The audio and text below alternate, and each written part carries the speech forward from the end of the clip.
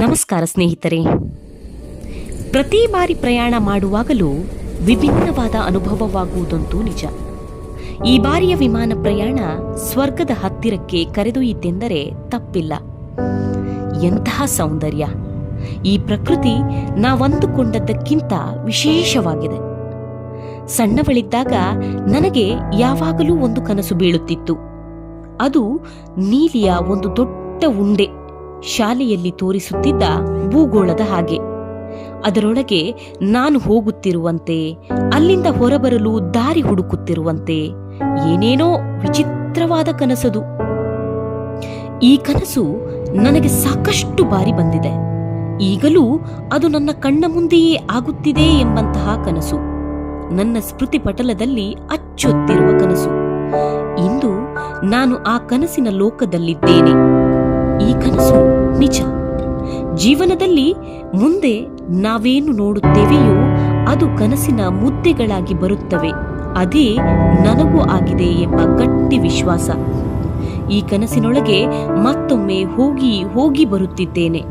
ನನ್ನ ಮೈ ಎಷ್ಟು ರೋಮಾಂಚನವಾಗುತ್ತಿದೆ ಎಂದರೆ ಅದನ್ನು ಪದಗಳಲ್ಲಿ ಇಳಿಸಲು ಸಾಧ್ಯವಾಗದಷ್ಟು. ಮೇಲಿನಿಂದ ಭುವಿಯನ್ನು ಇಣುಕಿ ನೋಡಿದರೆ ಭೂಮಿ ಹಚ್ಚ ಹಸಿರಿನಿಂದ ಕೂಡಿದೆ. ಬಿಳಿಯ ಮೋಡ ಆ ಹಸಿರಿಗೆ ನಂದಿ ಬಟ್ಟಲು ಹೂ ಬಿಟ್ಟಂತೆ ಕಾಣುತ್ತಿದೆ.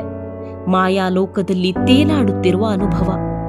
Weather condition is not good, please put your seat belts and sit straight in your place ಎಂಬ ಅನೌನ್ಸ್ಮೆಂಟ್ ಒಮ್ಮೆಲೆ ಯೋಚಿಸುವಂತೆ ಮಾಡಿತು.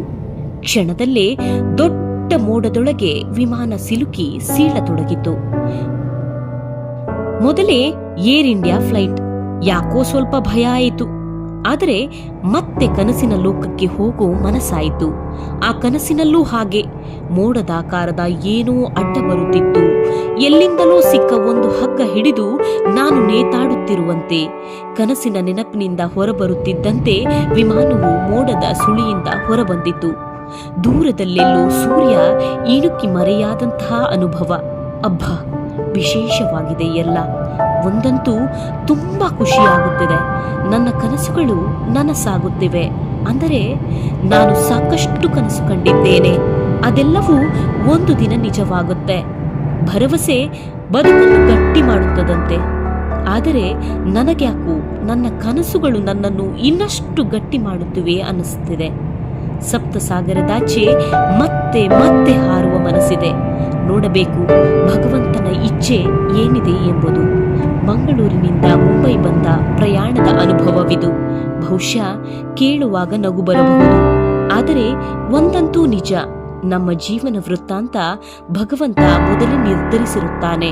ಭವಿಷ್ಯದಲ್ಲಿ ಆಗುವ ಹಾಗೂ ನಾವು ನೋಡುವ ಕೆಲವೊಂದು ಘಟನೆಗಳು ನಮಗೆ ಮೊದಲೇ ಗೊತ್ತಿರುತ್ತದೆ. ನಾನು ಇದನ್ನು ಬಲವಾಗಿ ನಂಬುತ್ತೇನೆ.